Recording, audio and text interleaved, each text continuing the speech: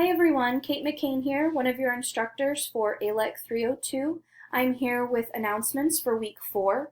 This week runs from June 5th to June 11th. So what are we doing this week? We're taking a closer look at servant leadership. We briefly introduced it to you in week 3 when you and your groups worked on the Servant Leader League Hero presentations, but this week we're going to be taking a closer look. We're going to look at what is servant leadership, and we're going to look at how servant leadership is measured. Some notes about this week: just like last week in week 3, you have one multiple choice reading quiz and one replacement quiz. As a reminder, that replacement quiz is not replacing a quiz grade. It's a different format for a quiz. It's an individual assignment that is the same amount of points as a reading comprehension quiz. The readings that you have for this week, you'll be reading from the Greenleaf textbook. You're going to want to read the foreword, the introduction, and chapter 1.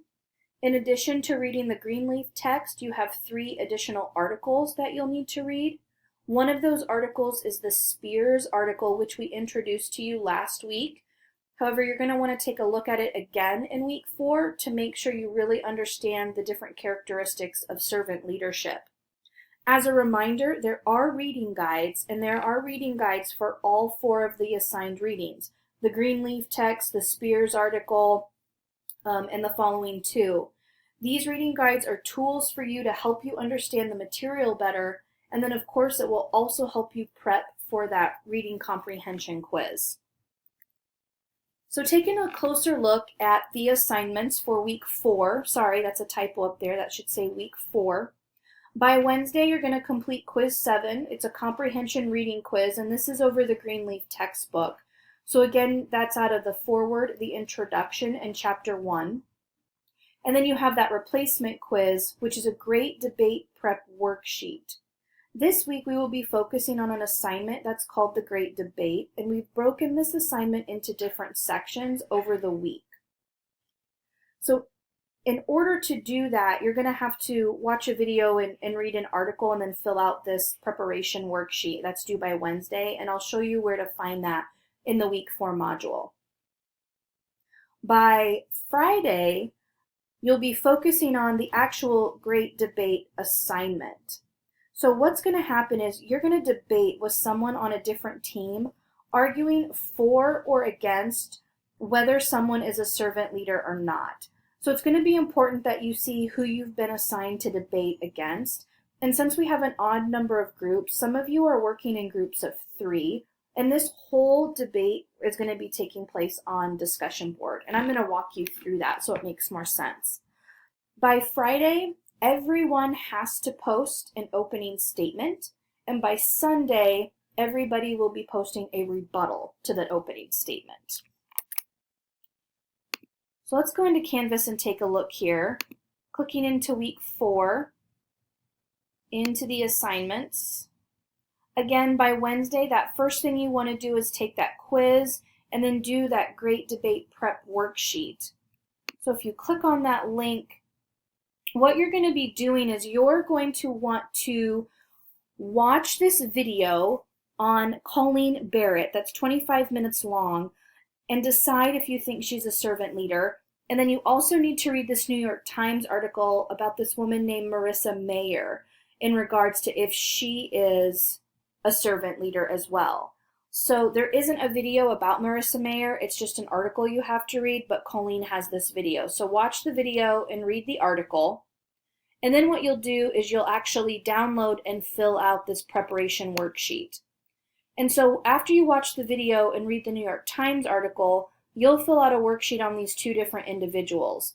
You'll be able to look at all of these different servant leadership characteristics and explain why or why not if they meet those characteristics. So Colleen Barrett is a CEO from Southwest Airlines, and Marissa Mayer is the former CEO of Yahoo. And so you'll want to fill out this preparation worksheet and have that submitted by Wednesday, because it's going to help you with the actual debate part of this assignment that continues in the week. So the first thing you want to do is you want to scroll down at the bottom here and find out what side you're debating for. So as you can see, groups B and C are debating between Colleen Barrett. So everyone in group B is on the side that Colleen Barrett is a servant leader, and everyone in group C is on the side that she is not. We had to put three of you together because we're an odd number of groups. So everyone in group A is debating that Marissa Mayer is a servant leader, and then groups E and D are debating that she is not a servant leader. So if you happen to be in group A, E, and D, we had to divide this out just a little bit differently. So here's an example on how this would run. So for example, just looking up at the top here, by Friday, everyone in group A individually is going to be posting an opening argument. You can work in your groups and collaborate, meaning you can get ideas from each other to form an argument. You might have trouble and say, how should I phrase this? How can I be more persuasive? But these are individual grades, but you may work and collaborate as a group. So Megan will post an opening argument on why Marissa Mayer is a servant leader. Then working together over here, or as a whole group, Laurel or Emily will have to decide who wants to post the opening argument. One of you will post the opening statement, and then the other one will post the rebuttal. It'll just be really important that you're working together. So let's say that Laurel chooses to post the opening statement, that Marissa Mayer is not a servant leader. It's going to be important that Emily knows exactly what Laurel is posting, because Emily is also graded on an opening statement. It's Laurel's responsibility to post it in the discussion board. Then by Sunday, Megan will come back and post a rebuttal against the other opposing side. And then it will be Emily's turn to post, since Laurel did the first one, and Emily will post the rebuttal to Megan's side. Now, of course, again, it'll be really important that Laurel knows what Emily is posting on that rebuttal, because Laurel will be graded on whatever Emily posts. So if Emily posts a weak rebuttal, that will affect Laurel's grade, because you're being graded on an opening statement and a rebuttal. It's just the two of you are taking turns on who's going to post what. But again, that doesn't mean Megan is on her own. Megan, again, can talk with all of her teammates about what should the opening statement look like, what should the rebuttal look like. You should be collaborating with your team members to make sure you're really confident in your posts. So by Friday, you're going to post part 1. And part 1 talks all about an opening statement. You should state exactly what side you're arguing for. You should summarize your language and be as persuasive as possible. You don't want to give too many details, but you should make really strong points and have at least 3 solid points in your argument. You're going to want to consider using quotes that are emotionally powerful. So you might have to go back and re-watch that video or reread that New York Times article, depending on which person you've been assigned to. And the opening statement should be 350 to 425 words. At the end of your post, please make sure you include a word count. So when you're ready to post your opening statement, you're going to click on this link, and we've used a discussion board here. You want to make sure that you do not reply here where Tiffany started the discussion board. Our TA Jerica made a discussion board prompt for each group. So whoever you're assigned, so you're going to want to scroll down and find your name so you post in the correct place. So in that first example I was giving, here is where Megan is debating with Laurel and Emily. So Megan will post her opening statement here, and Emily and Laurel will post their opening statement in here as well. Now, you do not need to submit a Word document for this assignment. You don't need to attach anything. However, I would strongly encourage you to type your opening statements and rebuttals in a Word document so you can check for spelling, punctuation, and grammar. Then copy and paste your post directly into the thread here. That makes grading a lot easier for Tiffany and I. if you post just directly in that thread that you've been assigned to.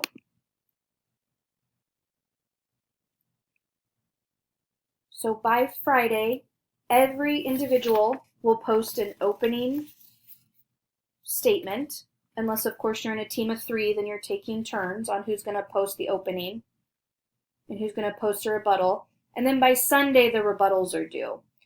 So again, if you click here on this link, it has the rebuttals broken out, or you can look at that full assignment and scroll down. Developing a rebuttal kind of has 2 parts. The first part is developing a strategy, thinking about your side and finding the arguments, and then actually presenting the rebuttal to your audience. So you can read through this because we've given you some examples on how to form that rebuttal. The length of the rebuttals will really vary. It must be more than 200 words, so we're looking for a little more than 200, but less than 700. And again, at the end, please make sure you include your word count. And so to post the rebuttal, you're going to click on this link to the discussion board. It takes you to the exact same place that I just showed you. And so all of the debate between Megan, Laurel, and Emily will happen here, and you'll just keep replying to each other. Again, Randy, Alexandra, and Lily, all of your debate will happen in here. But if you're just a dyad team, then everything, will be just between the 2 of you. You'll each post an opening statement, and you'll each post a rebuttal to each other's arguments. If anyone has any questions about this, please don't hesitate to let Tiffany or I know. We'll be sure to walk you through the assignment. Well, the last little bit that I want to leave you with is just some upcoming news. For those of you that maybe didn't watch my introduction video, I'm actually expecting my first baby on June 13th. That's our expected due date, hoping she comes on time. That would mean that next week I will not be available to you, as long as she doesn't show up fashionably late here. So I just wanted to let you all know that as soon as baby McCain arrives, Tiffany will really be taking the lead in class for at least a week, if not 2, leading all of these announcements and doing a major portion of the grading, because I will not be available because I'll be at home with a new baby. But then I will jump back in and help you finish up and wrap up the last few weeks of our summer session. So I just wanted you all to know that when the baby arrives, I'll send out an email to the whole class so you'll know, and then you'll just want to direct a lot of your communication to Tiffany until I'm able to come back in and be an active participant in the class once things settle down a little bit in my life. So that's really all I have for you for week 4. Again, if you have any questions or concerns leading into this week, don't hesitate to email Tiffany and I, and we will get back to you as soon as possible. Have a great week, everyone.